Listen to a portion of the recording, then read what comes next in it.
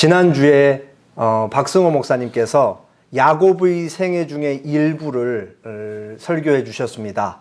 분이엘의 아침, 분이엘에서 만난 하나님에 대한 설교 내용이었죠. 교회를 어느 정도 다니신 분들이라면 야곱의 인생을 조금은 이해하고 있을 거라 생각을 합니다.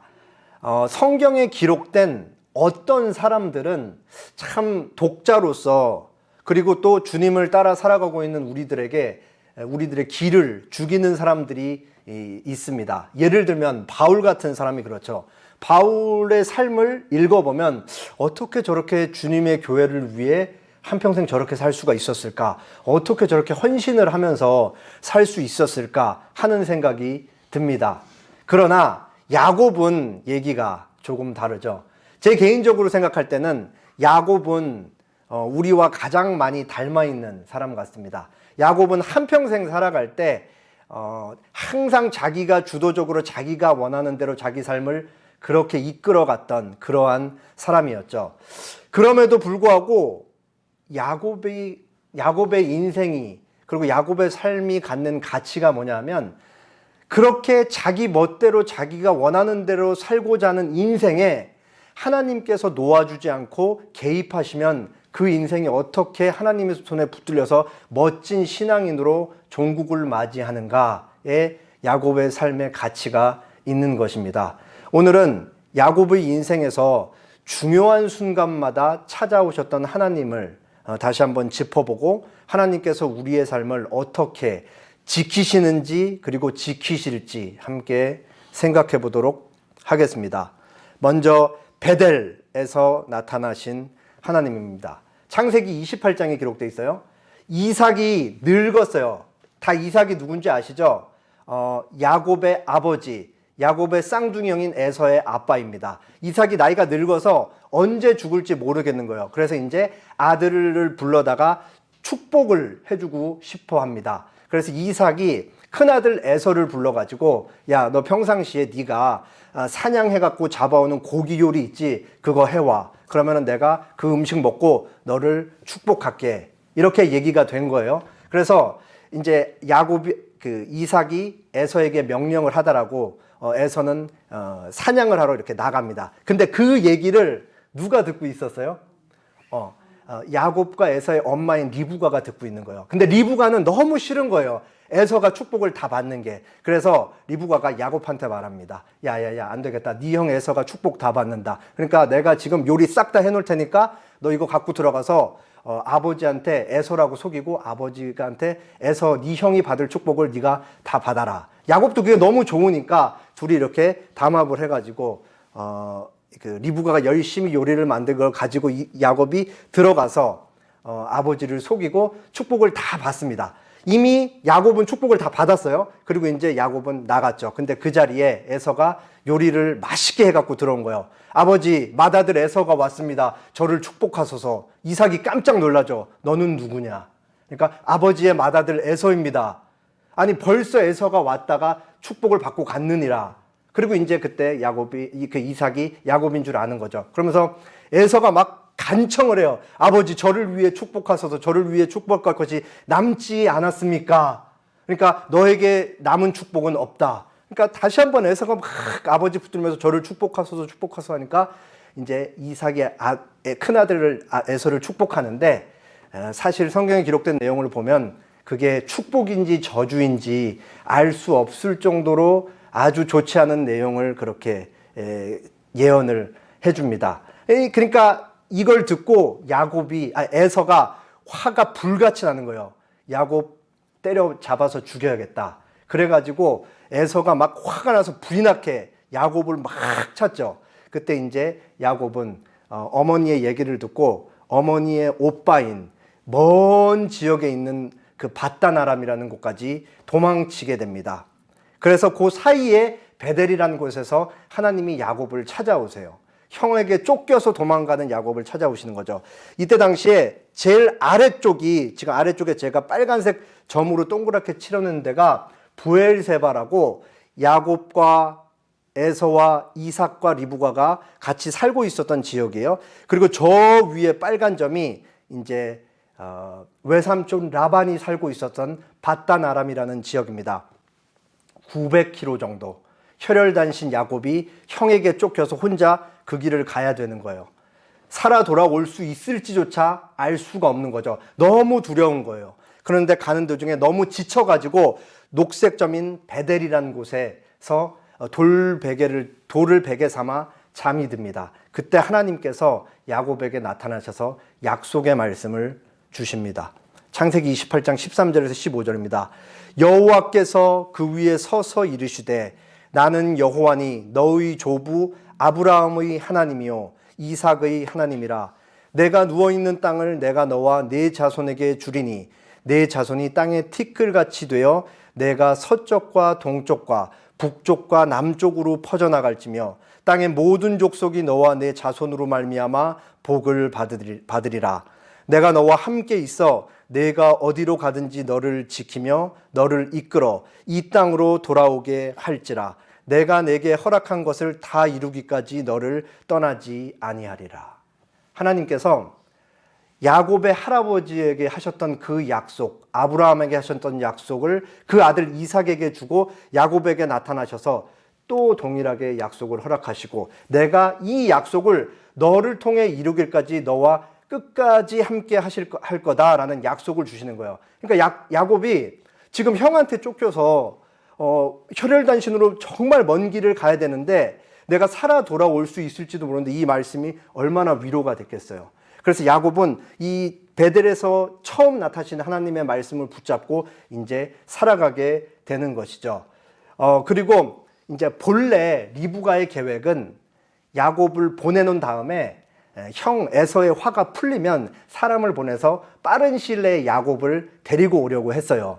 근데 야곱이 몇 년 만에 다시 돌아오냐? 약 20년 만에 귀향을 하게 됩니다. 굉장히 오랜 시간이 걸렸던 것이죠. 그렇게 야곱은 먼 길을 떠나 바단 아람에 무사히 잘 도착해서 외삼촌 라반을 만나게 됩니다. 그리고 이제 며칠 같이 지내보니까 라반이 야곱을 가만히 보니까 일을 너무 잘하는 거예요. 이 가축을 너무 잘 키우는 거예요. 얘를 잘 굴리면은 나한테 큰 뭔가가 떨어지겠다. 내가 부를 거머쥘 수 있겠다라고 생각을 한 거죠. 근데 또 하필 그때 야곱이 라반의 둘째 딸 라헬을 보고 반하게 됩니다. 그래서 이제 외삼촌 라반과 야곱 사이에 모종의 계약이 맺어져요. 네가 나를 위해서, 외삼촌 라반이 얘기를 하는 거예요. 네가 나를 위해서 7년 동안 일을 하면 내가 라헬을 너에게 주겠다.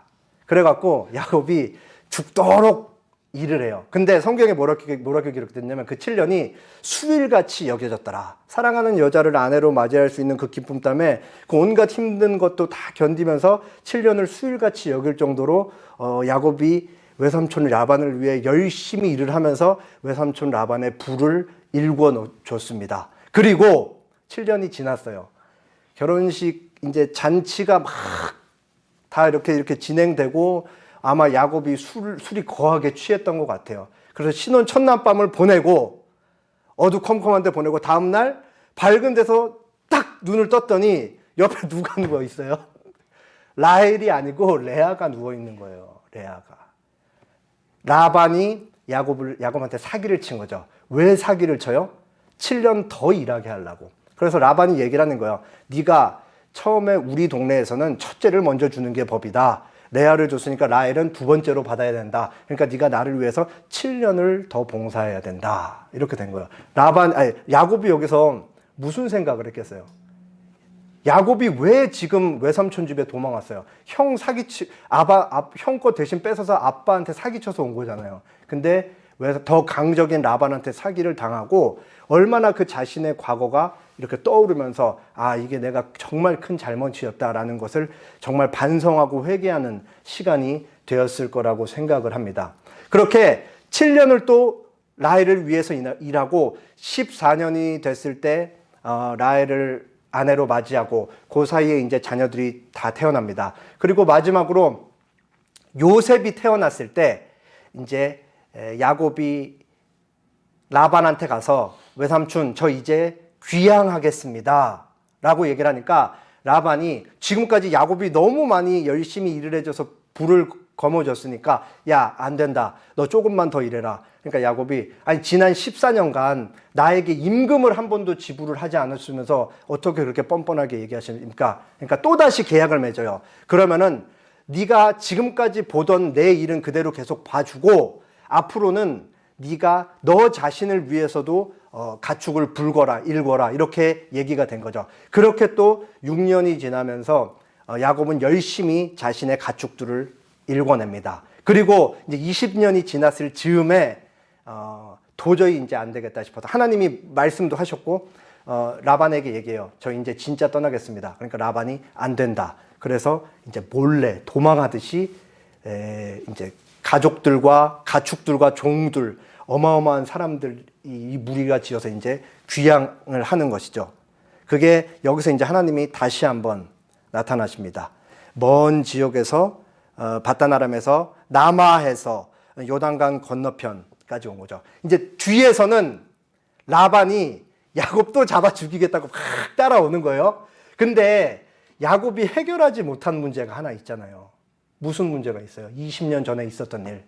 형한테 사기쳐고 아빠한테 사기쳐서 형 축복을 빼앗은 그 일이 그대로 남아있는 거예요. 그 잘못이. 그러니까 뒤에는 돌아갈 수가 없고 앞에는 누가 기다리고 있어요? 에서가 기다리고 있어요. 근데 야곱이 잔머리가 얼마나 잘 돌아가는 사람이에요. 그래서 이게 무서우니까 형이 너무 무서우니까 형은 들남자잖아요. 들남자.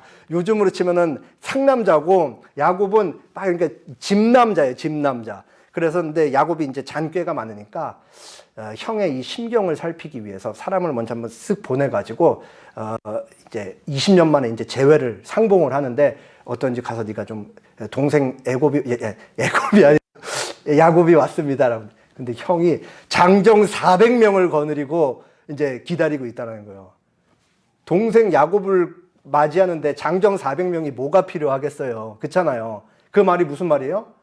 이제 만나면 죽여버리겠다. 이 의지가 보이는 것이죠. 그래가지고 야곱이 이제 바들바들 떨기 시작하는 거예요. 아, 내가 어떻게 20년 만에 형을 다시 만나는데 이 형의 화가 아직도 풀리지 않았구나. 그래서 야곱이 정말 비겁한 작전을 짭니다. 그게 어떤 작전이냐. 이제 에서한테 줄 예물, 라반의 집에서 지금까지 열심히 모아놨던 가축들을 그냥 막 이만큼 준비를 해서 보내는 거예요. 여기 좀 암염소 200, 순년소 20, 암양 200, 순양 20, 낙타와 그 새끼 30, 암소 40, 황소 10, 암낙이 20, 낙이 새끼 10. 그래가지고 이거를 이제 에서한테 먼저 보내는 것이죠.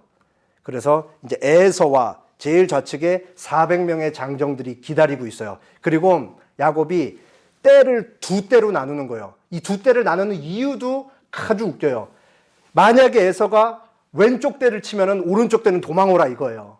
그리고 오른쪽 떼를 치면은 왼쪽 떼는 도망오라. 그러면서 왼쪽과 오른쪽에 떼를 나눠서 보내는데 떼도 1열, 2열, 3열, 1열, 2열, 3열이 따로 있어요. 그러면서 1열 종이 가축대를 가져가면서 이 예물은 당신의 종 야곱이 에서 주인님을 위해 준비한 예물입니다. 에서 주인님은 받으십시오. 이렇게 첫 번째 종이 얘기를 하는 거예요. 그리고 두 번째 종이 또 두 번째 떼를 갖고 가면서 같은 얘기를 하고 세 번째 떼를 갖고 이끄는 종도 또 똑같은 얘기를 하죠. 왜 이렇게 계속해서 떼를 지어서 한 번, 두 번, 세 번 반복해서 얘기를 하게 하죠? 더 많은 걸 준비하고 계속해서 형의 화를 풀게 하기 위해서였던 것이죠. 그래서 성경이 이렇게 기록을 하고 있어요. 내가 내 앞에 보내는 예물로 형의 감정을 푼 후에 대면하여 형이 혹시 나를 받아주릴까 생각함이노라. 그러니까 형 마음 풀어주고 형이 자신의 죄를 용서해주기 하기 위해서 그렇게 보냈던 것이죠.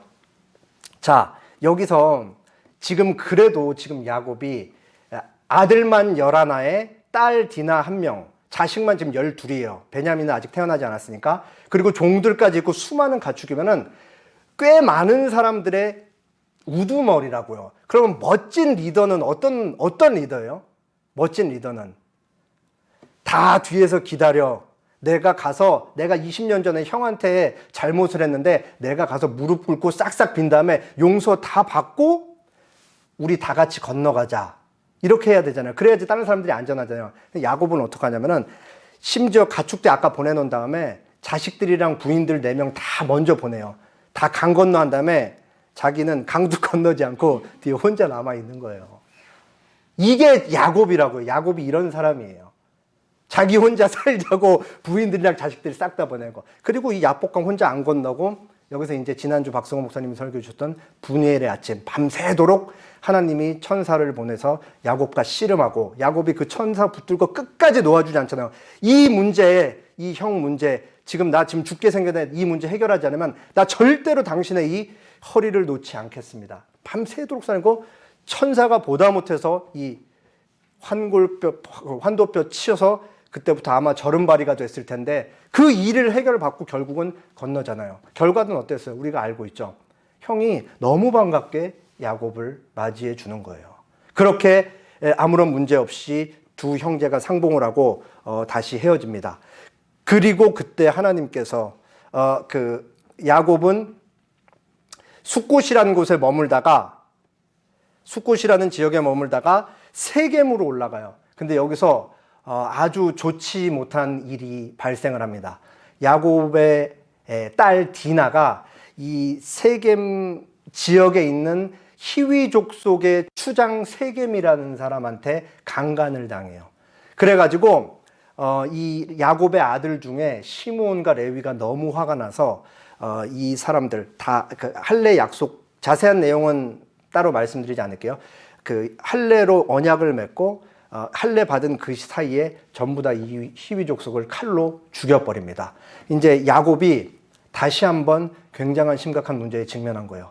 왜냐하면 야곱은 이주민이죠. 근데 히위족 속은 거기 원주민이에요. 그러니까 주변에 원주민 부족들이 야곱이 생각하기에 이 사람들이 자기들을 전부 다 공격해서 전멸시킬 거라는 두려움에 빠지게 됩니다. 그때 하나님께서 야곱에게 나타나셔서 야, 세겜에 머물러 있지 말고 베델로 올라가, 이렇게 얘기를 합니다. 사실 그때 이동만 해도 야곱은 그 원주민들한테 공격받을까 봐 무서웠겠지만 하나님의 말씀에 순종해서 가자, 이렇게 기록합니다. 하나님께서 그 사면 고울들로 크게 두려워하게 하셨으므로 야곱의 아들들을 추격하는 자가 없었다. 하나님께서 야곱과 야곱의 가족들을 지켜주신 거죠. 그리고 베델에 올라가자 하나님께서 야곱에게 나타나셔서 그 오래전에 야곱이 혈혈단신으로 떠났을 때 주셨던 약속을 또 주시는 거예요. 35장 11절 12절에 하나님이 그에게 이르시되 나는 전능한 하나님이라 생육하며 번성하라. 한 백성과 백성들의 총회가 내게서 나오고 왕들이 내 허리에서 나오리라. 11절은 같이 읽을까요? 내가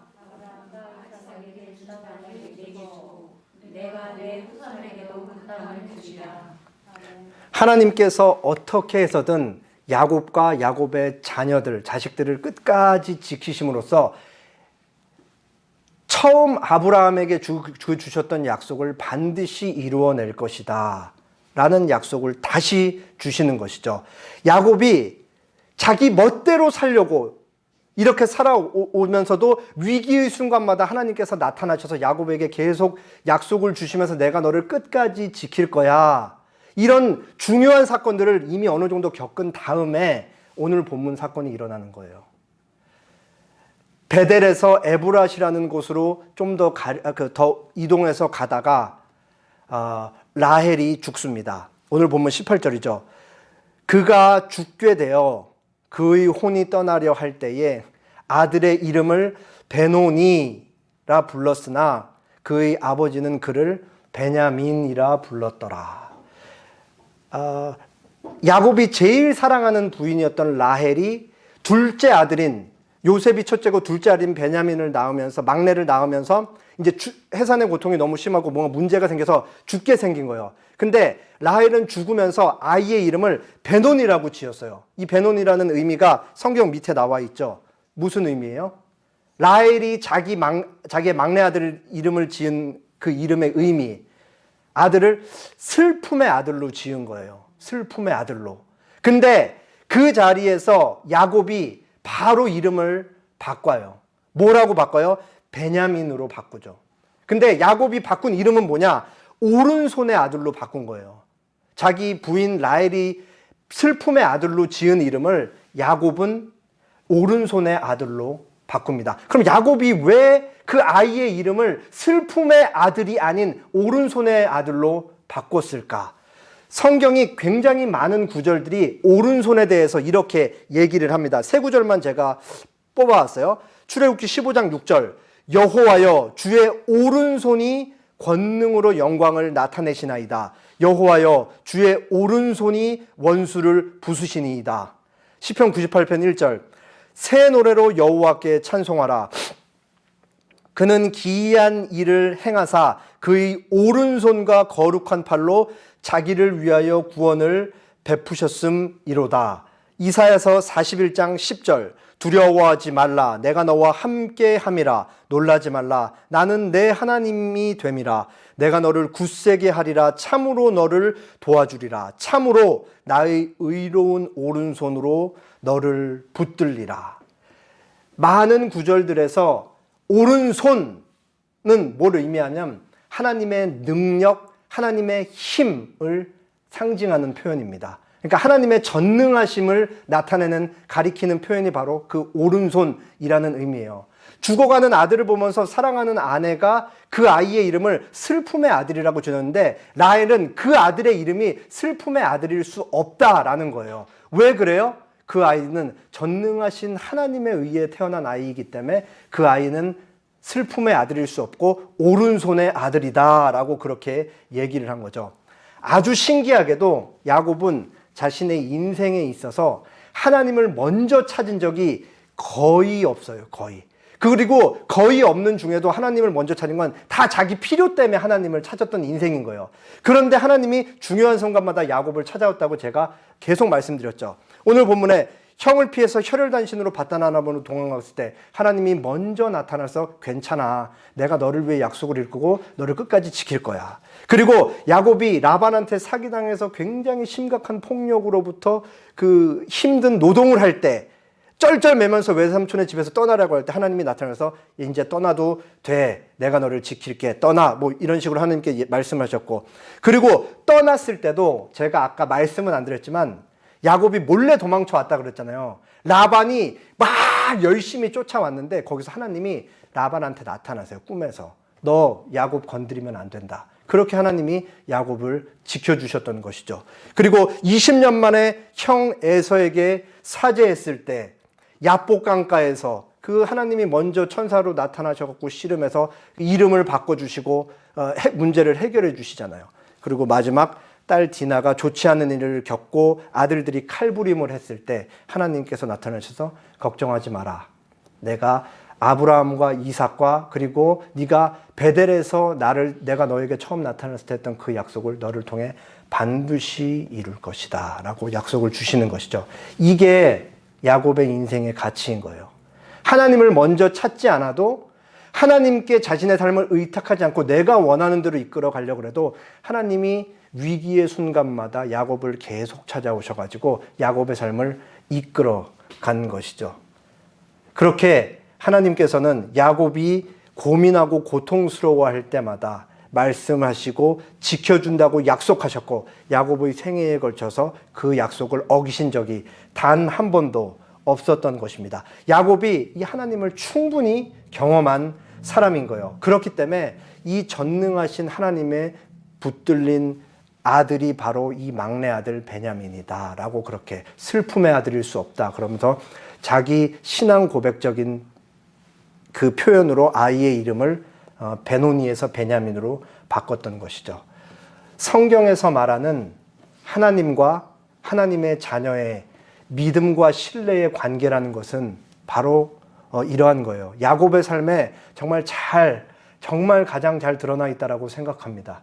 오랜 시간에 걸쳐서 하나님께서 계속해서 그 사람의 삶의 위기의 순간마다 나타나셔가지고 말씀하시는 거예요. 내가 너와 함께하고 있다. 그리고 내가 너를 지명하여 부른 그 순간부터 너를 향해 목적하고 있는 것은 내가 반드시 다 이룰 것이다 라고 그렇게 얘기를 하는 것이죠. 그리고 우리는 삶의 위기의 순간마다 나에게 나타나셔서 말씀하셨던 그 하나님에 대한 경험이 켜켜이 쌓여가면서 어느 시점에 하나님은 신실하신 분입니다 라고 찬양을 할 수 있게 되는 것이죠. 지난 세월을 돌아보니 나는 너무나 정신없이 치열하게 그렇게 내가 원하는 대로 살면서 왔는데 지난 시간들을 돌아보니까 하나님은 한 번도 내 손을 놓은 적이 없으셨군요 라는 것을 고백하게 되는 것이 야곱의 인생의 가치인 것이고, 하나님께서 동일하게 우리 신자의 우리들의 인생 가운데 그렇게 늘 함께 하시고 일한다는 것을 우리가 배워서 알게 되는 것이죠. 제 개인적으로는 이 2024년이 정말 쉽지 않았던 해였습니다. 이제 개척하고 2년 반쯤 지났는데 좋은 소식이 너무 없고, 그리고 뭐 이제 우리 교회 성도들한테라도 좀 좋은 일들이 많이 일어나야 되는데, 어쨌든 이 목사로서 얼마나 그 부담감이 있겠어요. 하루도 빠지 않고 매일 기도하고 있는데.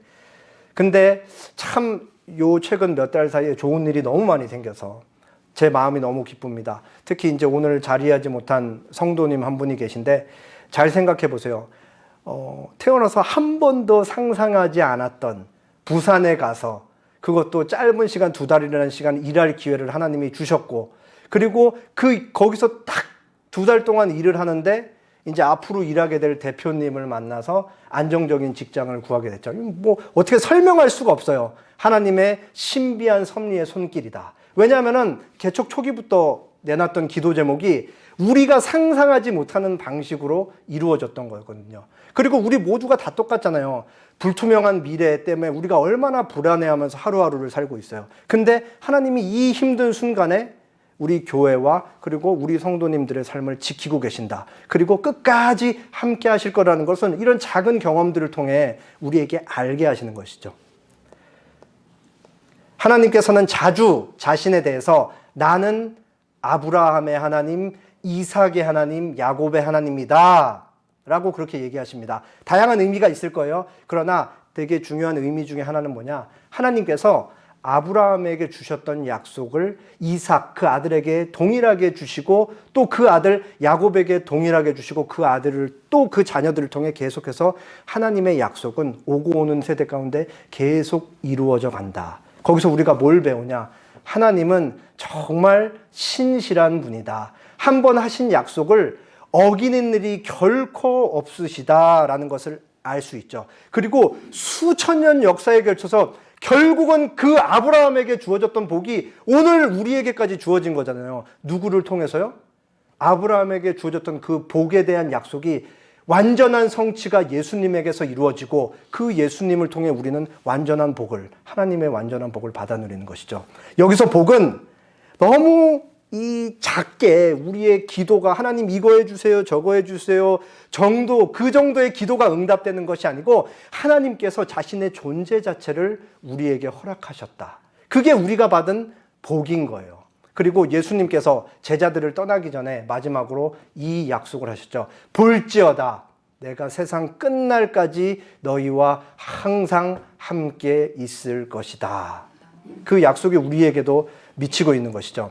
제가 개척 전에 마지막으로 청소년부 사역을 했는데, 여기 있는 학생도 이제 그때 제가 가르쳤던 학생인데, 제가 이제 1년에 한 번씩 학생들을 신방할 때마다 이제 항상 같은 질문을 한 게 있어요. 그게 뭐냐면, 누구누구야, 혹시라도 만약에 오늘 죽으면 천국에 갈 수 있다고 생각하니? 이렇게 물어봤어요. 물어보는 이유는 뭐냐면은, 혹시라도 예수님에 대해서, 교회는 다니고 있지만 예수님을 잘 모르면 복음 설교를 해야 되는 필요성 때문에 그렇게 신방할 때마다 물어봤던 거죠.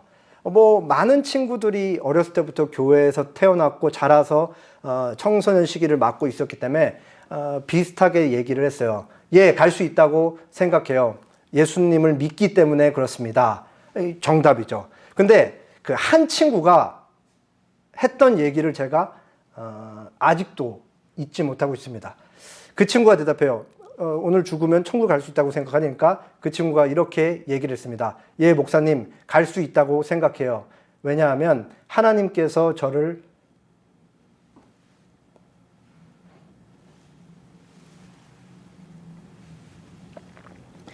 먼저 선택하셨기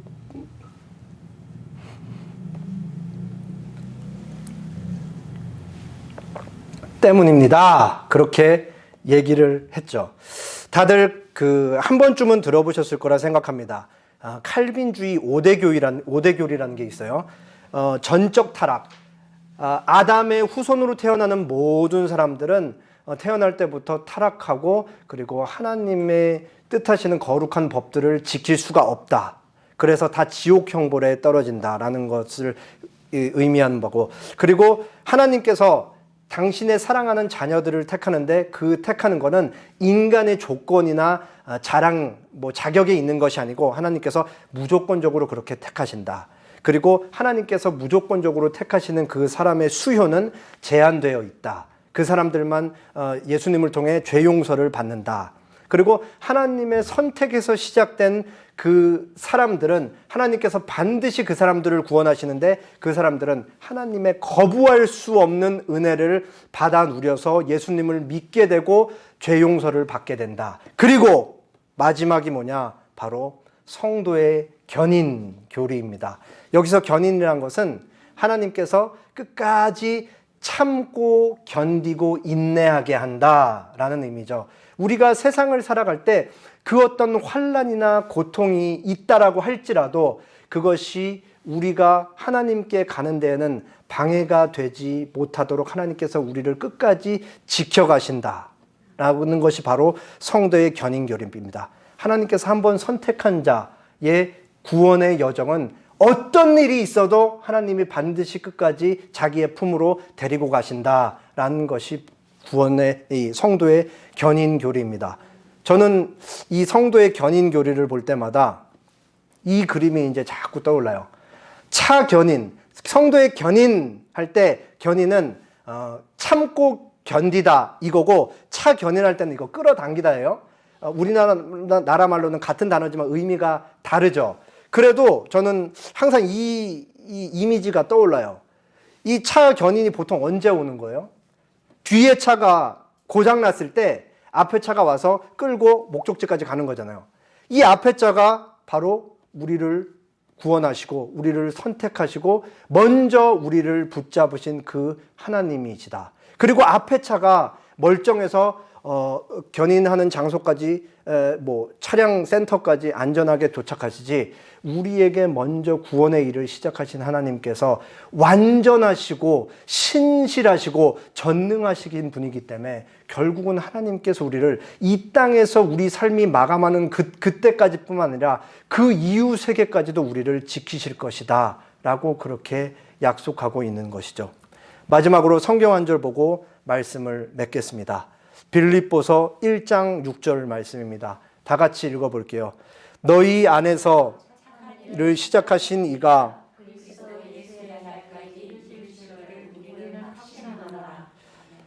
하나님께서 우리를 사랑하십니다. 그래서 하나님께서 이 세상이 창조되기 전부터 우리를 선택하셨어요.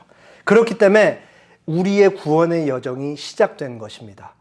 우리가 역사 속에서 우리 개인 인생 속에서 하나님을 믿을 수 있었던 것은 하나님이 먼저 우리를 선택했기 때문이에요. 그리고 바울의 확신과 같이 우리 안에 착한 일을 시작하신 하나님께서 예수님을 이 땅에 다시 보내시는 그날까지 우리의 구원을 이루어 가실 것을 내가 확신한다. 바울의 확신은 자기 자신이 너무 잘났기 때문에 하는 확신이 아니에요. 바울의 확신은 어디에 기인하고 있냐? 하나님의 전능하심과 하나님의 신실하심과 하나님의 완전하심에 기인한 확신인 것이죠. 그 하나님의 전능하심과 신실하심이 우리의 삶을 종국 우리가 하나님 품에 갈 때까지 끝까지 지키실 것입니다. 그 어떤 것도 우리의 구원을 전능하신 하나님으로부터 떼내거나 방해할 수 없다라는 것을 우리는 말씀을 통해 배우는 것입니다. 함께 기도하겠습니다.